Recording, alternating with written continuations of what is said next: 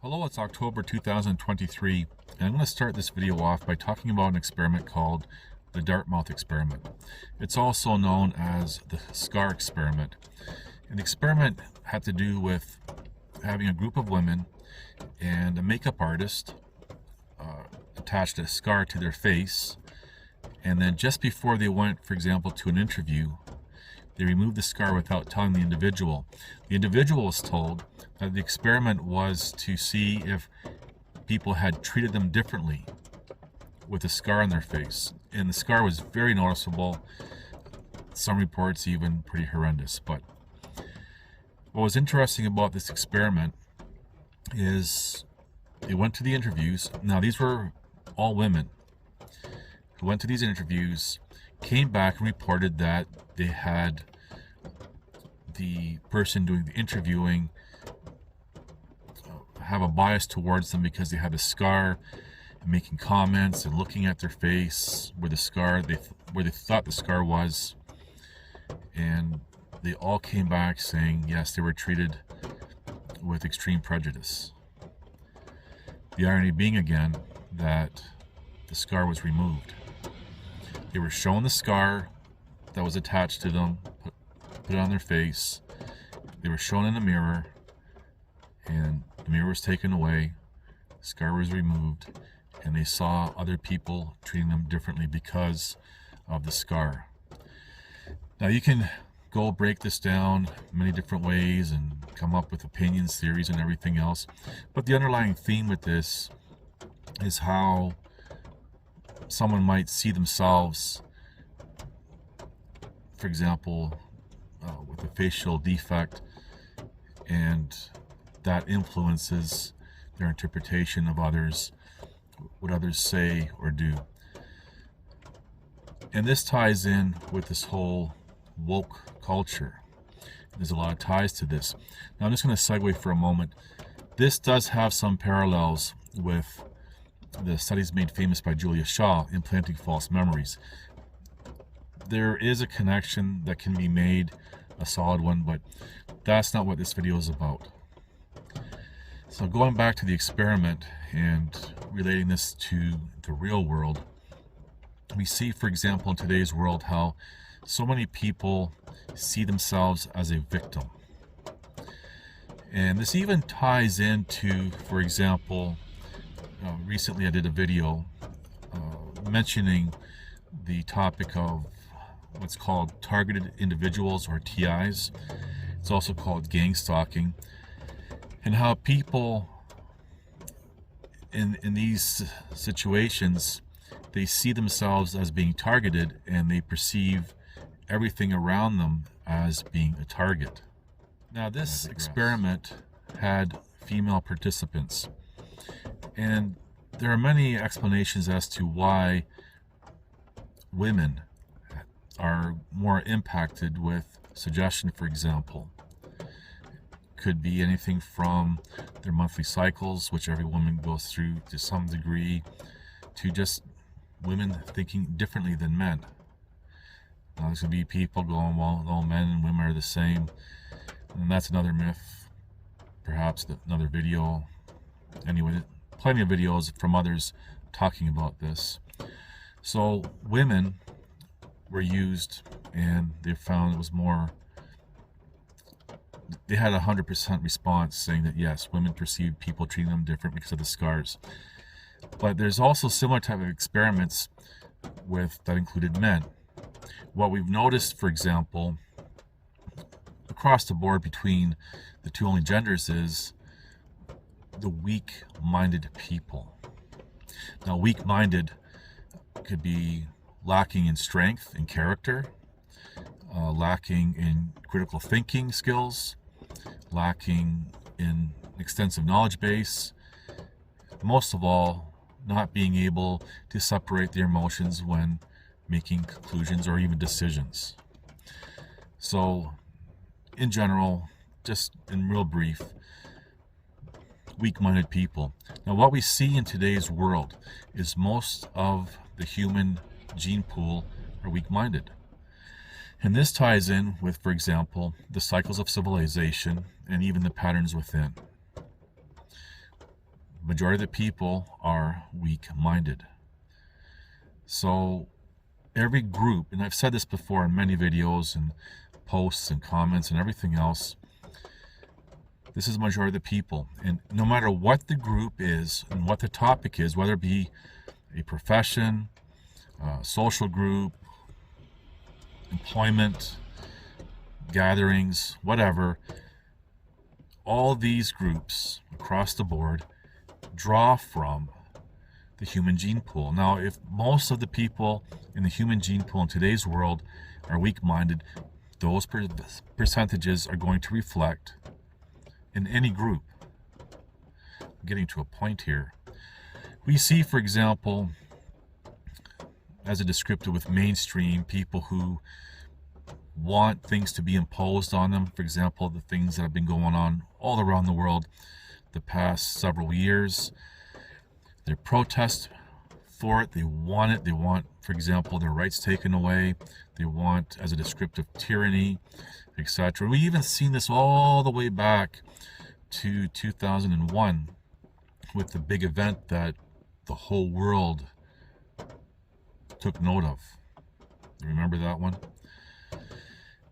And how people were being interviewed saying, yes, they would rather have the rights taken away for safety. That's a weak-minded person's thought. But anyway, so we have this group, for example, today, or groups, not just one group, who want all these things. And the people on the other side are looking at them, calling them NPCs, and I've talked about this in recent videos, how there are NPCs, which is non-player control, and that comes from video games. Anyway, look it up, NPCs, and they're looking at them saying that they're weak-minded, they're weak. And then there's people who, for example, went along with everything that was being imposed over the past several years, and there's others are calling them weak. And this all ties in with this scar on the face experiment. We see, because every group on any side, on any topic, draws from the same human gene pool, we see the same thing with, as a descriptive, alternative types, also known as truthers or even freedom types, people who think that they're fighting for freedom. I've done videos, even videos recently, kind of as a descriptive, exposing all that. So anyway, the truther and freedom types are prone to the same type of brainwashing and everything else, and I've described this as just another flavor of Kool-Aid. So the people in the truther groups, will just generalize the truther and freedom under truther types, they see themselves as a victim. They have the scar on their face, different type of scar than the people on the other side of the fence. Same thing, the same type of propaganda. And again, the studies made famous by Julia Shaw, implanting false memories, plays a role in this, because people start to have historical recollections of events in their lives, and it becomes so skewed, so far removed from reality, it's not reality but accepted as truth. And I've said that truther types and freedom types, they don't care what the truth is, what they want the truth to be, and that's no different than the people on the other side of whatever the topic is. No one really cares about what the truth is. That's a whole different topic that I've talked about in videos, even mentioned in videos over the years. The scar on the face and the whole victimization mindset is one side of this. We can also apply this to, for example, something positive, whether it's real or not, doesn't matter. If it's something positive, from that we see, for example, hyperinflated egos. Because someone, rather than see a scar on their face, they might see some divine beauty and go along with that, and then go back through their life and remembering things incorrectly, and their egos just go crazy. So we see this for negative things, mostly today's world, and even positive things.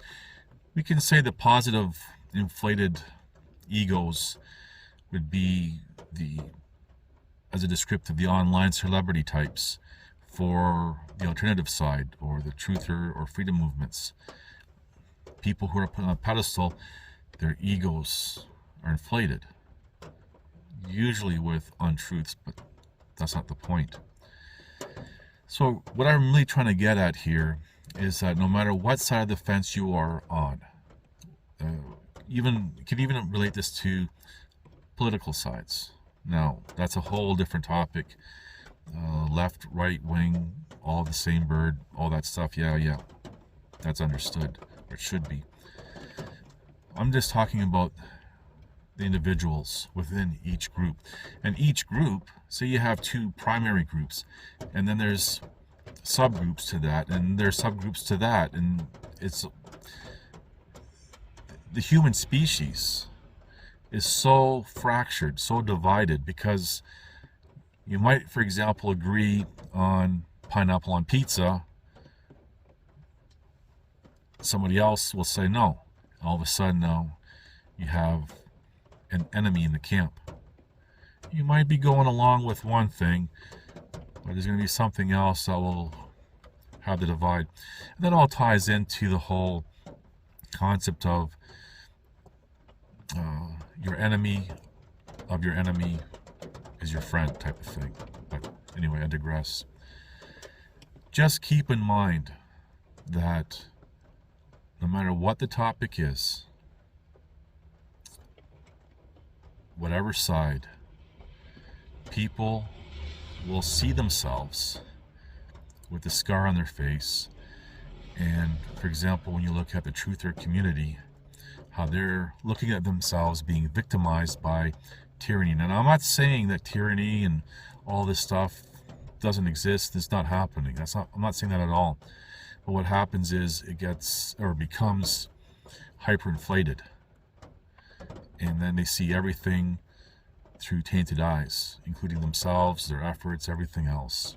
So there's a lot of things to consider. I just want to, my point really is awareness, to bring this to the attention of everyone, just to make you aware, something to think about. And that's pretty much it. Anyway, thank you for watching. Please like, subscribe, comment, and share.